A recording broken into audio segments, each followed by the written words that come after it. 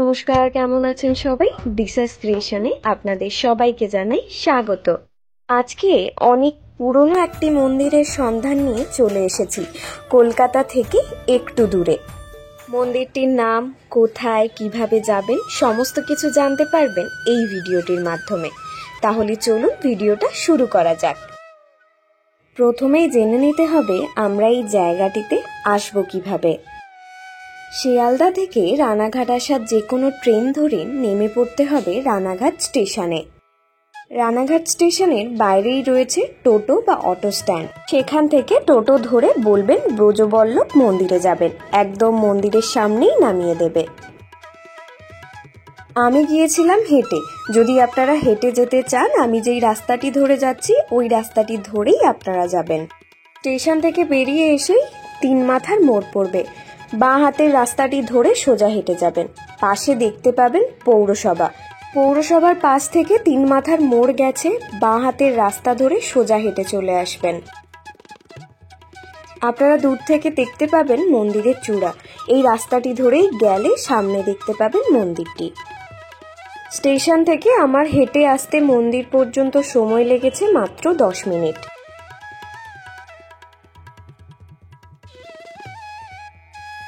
মন্দিরটি সম্পূর্ণ রাস্তার ওপরে রয়েছে, তাই আপনারা দূর থেকেই মন্দিরটিকে দেখতে পাবেন। আর যদি মন্দিরটিতে আসতে কোনো অসুবিধা হয় তাহলে আপনারা গুগল ম্যাপের সাহায্য নিয়ে চলে আসতে পারেন এই মন্দিরটিতে। মন্দিরটি প্রায় 250 বছরের পুরনো। একই ছাদের নিচে বহু দেবদেবীর মূর্তি পুজো করা হয়। রানাঘাটের প্রাচীনতম মন্দিরগুলির মধ্যে এই মন্দিরটি অন্যতম। রানাঘাট নদিয়ার একটি শহর। আমরা অনেকেই জানি রানাঘাটের কথা, কিন্তু রানাঘাটের মধ্যে এত সুন্দর মন্দির আছে আমরা অনেকেই জানি না। তাই যদি আপনারা একদিনের জন্য কোথাও ঘুরতে যাওয়ার কথা ভাবেন তাহলে অবশ্যই এই মন্দিরটি ঘুরে যাবেন।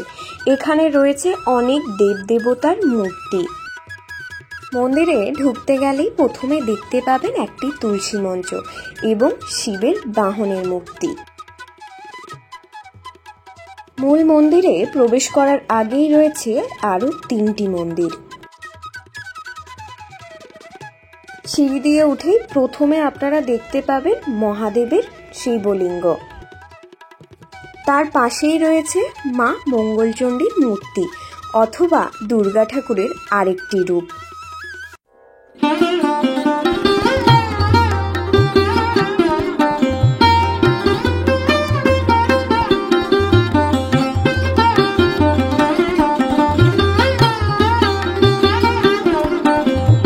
মা মঙ্গলচণ্ডীর পাশেই রয়েছে মহাদেবের শিবলিঙ্গ।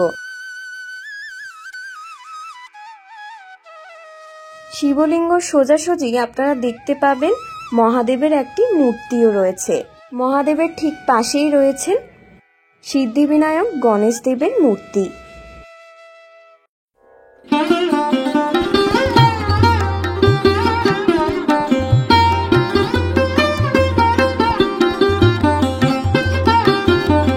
ওখান থেকে বেরিয়ে সোজা চলে আসবো নাট মন্দিরে।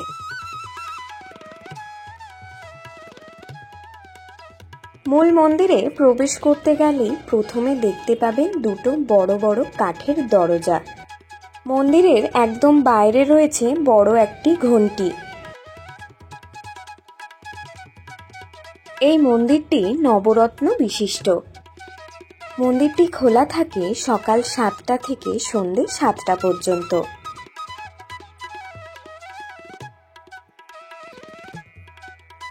প্রবেশদ্বার দিয়ে ঢুকেই প্রথমে দেখতে পাবেন শ্রী চৈতন্যদেবের মূর্তি এবং দেওয়ালে দেখতে পাবেন নারায়ণের বিভিন্ন অবতারের রূপ। ঠিক তার পাশেই রয়েছে লোকনাথ বাবার মূর্তি।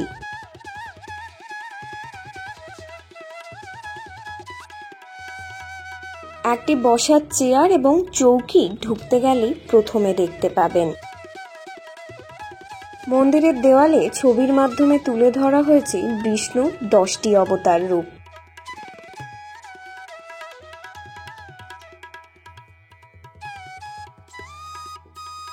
এই মূর্তিটি হলো শ্রী রামকৃষ্ণের।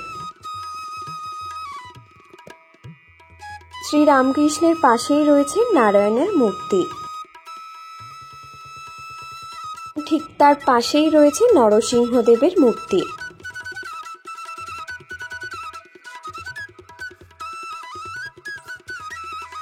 পুরো মন্দিরে দেখতে পাবেন অসংখ্য ঘণ্টা ঝুলছে, যাতে ভক্তদের অসুবিধা না হয় সেই জন্য রয়েছে অনেকগুলো ফ্যানের ব্যবস্থা।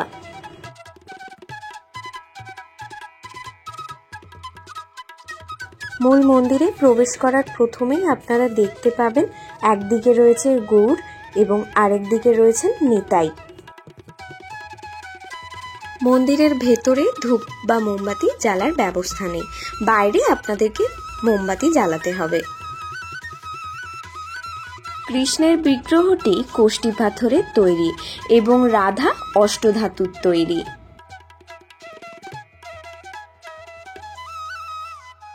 ঠাকুরের বেদির পাশেই দেখতে পাবেন আরো অনেক ছোট ছোট দেবদেবতার মূর্তি।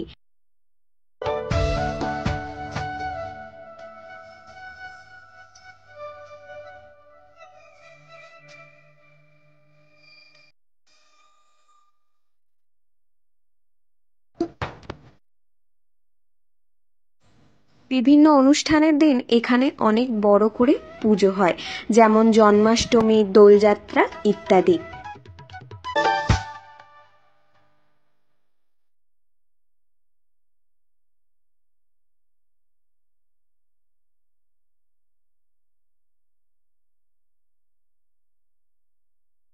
মন্দিরের দেওয়ালে দেখতে পাবেন কৃষ্ণের ছোটবেলার বিভিন্ন অবতারের রূপ।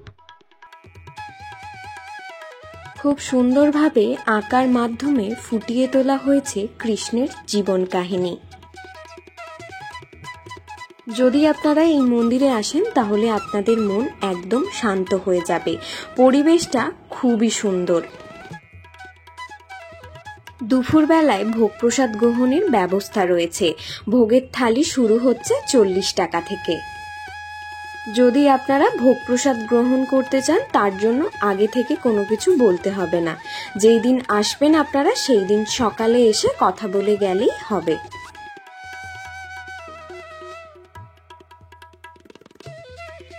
আশা করছি যদি আপনারা এই মন্দিরে আসেন তাহলে আপনাদের খুব ভালো লাগবে। কলকাতা থেকে একটু দূরে, একদিনের ছুটিতে ঘুরে আসতে পারেন। মন্দিরের ভেতরেও যেমন কাজ রয়েছে ঠিক সেরকম মন্দিরের বাইরে দেওয়ালেও কিন্তু দেখতে পাবেন বিভিন্ন ধরনের কাজ।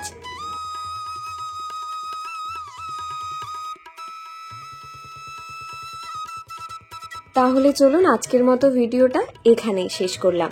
দেখা হচ্ছে নতুন আরেকটি ভিডিওতে, নতুন আরেকটি জায়গার সন্ধান নিয়ে।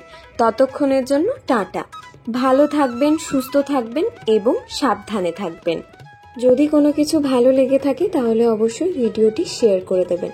কমেন্ট করে জানাতে ভুলবেন না আপনাদের জায়গাটি কেমন লাগলো। দেখা হচ্ছে নতুন আরেকটি জায়গায়। টাটা।